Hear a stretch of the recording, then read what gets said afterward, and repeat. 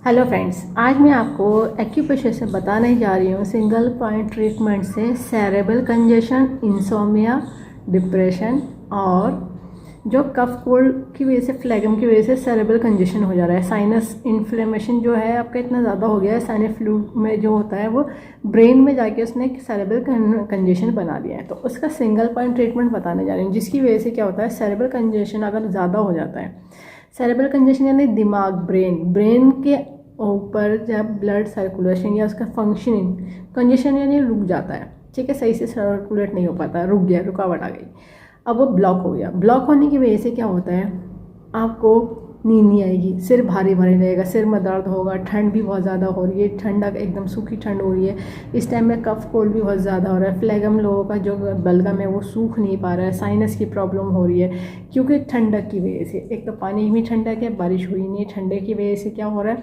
जो एजेड लोग हो या टीनेजर हो, सभी तरह के जो जनरेशन वाले लोग हैं, सबको ही कफ कोल्ड रिलेटेड प्रॉब्लम आ जा रही है। कुछ लोगों को छोड़ करके एक्सेप्शनल केस भी है, जिन लोगों की इम्यूनिटी अच्छी है तो उनको कफ कोल्ड ठीक भी हो जा रहा है। अब क्या हो रहा है, जिन लोगों को ठीक नहीं हो रहा है या ठीक हो गया है, अगर ठीक नहीं हो रहा है तो क्या होगा, ब्रेन में सकता है कि कुछ बंद सा ब्लॉक हो गया है, सोचने की भी और सोने की भी जो उनकी प्रॉब्लम आने लगती है, सोच नहीं सही पाते, सही से थिंकिंग पावर उनकी डिस्टर्ब हो चुकी होती है, और थिंकिंग पावर डिस्टर्ब होती है, साथ ही साथ उनको नींद भी प्रॉपर तरीके से नहीं आती। अगर सो गए तो बार बार नींद खुलती रहेगी। क्यों? क्योंकि ब्रेन में जो सर्कुलेशन है वो सर्कुलेशन नहीं हो रहा है, जो फ्लेगम है, जो कफ है, वो ब्रेन तक पहुंच गया है, जिसकी वजह से ब्रेन में स्वेलिंग हो सकते हैं, क्लॉट्स भी हो सकते हैं, कुछ भी हो सकता है।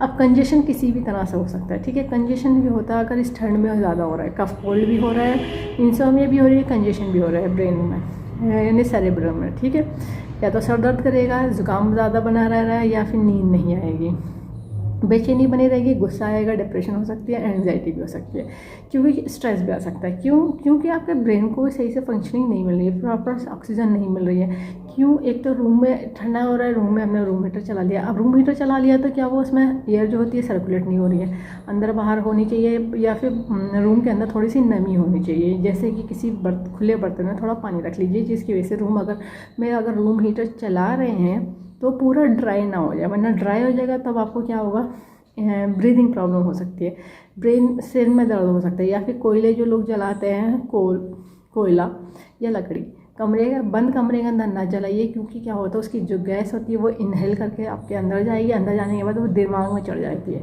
तो वो क्या होगा, दर्द होने लगता है, सिर दर्द होने लगता है, उल्टियाँ हो जाती हैं, हेडेक या माइग्रेन की तरह होता है। फिर आप कन्फ्यूज हो जाते हैं कि हेडेक माइग्रेन हो रहा है, क्योंकि अगर आपने बंद कमरे में ज़रा से भी अगर वेंटिलेशन नहीं है तो ठंड तो बहुत हो रही है, ठंड से बचने के लिए हर कोई खिड़की दरवाजे बंद करेगा।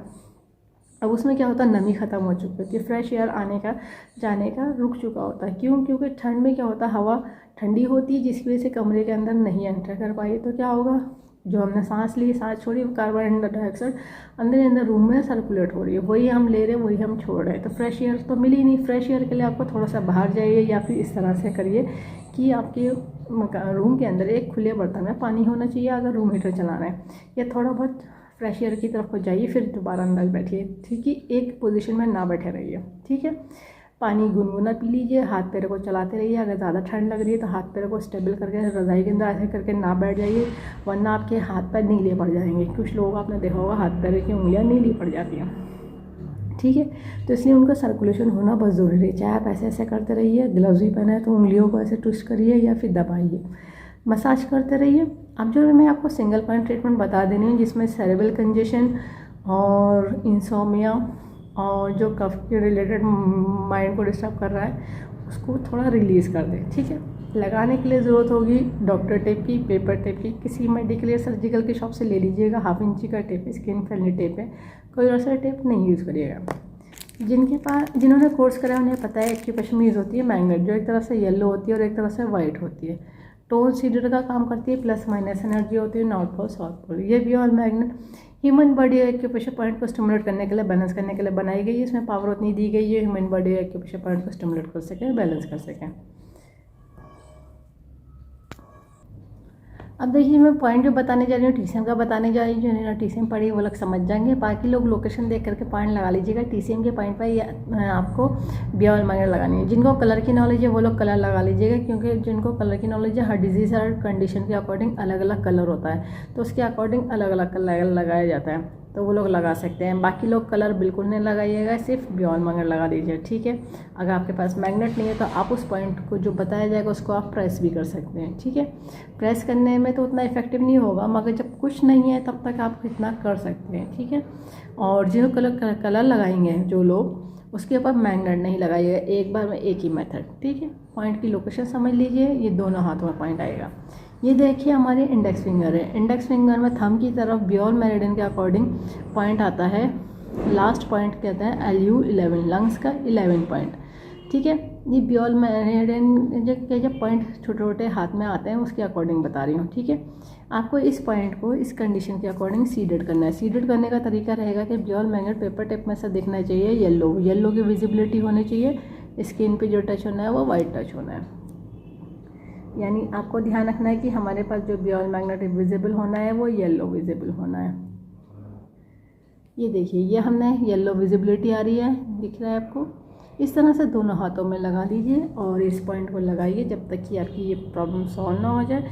इससे क्या होगा, कंजेशन, सेरेब्रल कंजेशन होने की वजह से याददाश्त भी भूलने लगता है। लोग सोचते हैं अरे अभी ये चीज़ यहाँ रखी थी, कहाँ याद नहीं आ रही, या फिर ये काम करा नहीं करा, या ये पढ़ा नहीं पढ़ा, ये भूल गए। ये सब चीज़ें हो जाती है सेरेब्रल कंजेशन की वजह से भी। यानी अगर ब्रेन में अगर कोई कंजेशन होगा, रुकावट होगी, फंक्शन सही से काम नहीं करोगे, तब भी आपकी मेमोरी लॉस होने लगती है। तो ये पॉइंट उसको भी ठीक करने का काम करता है।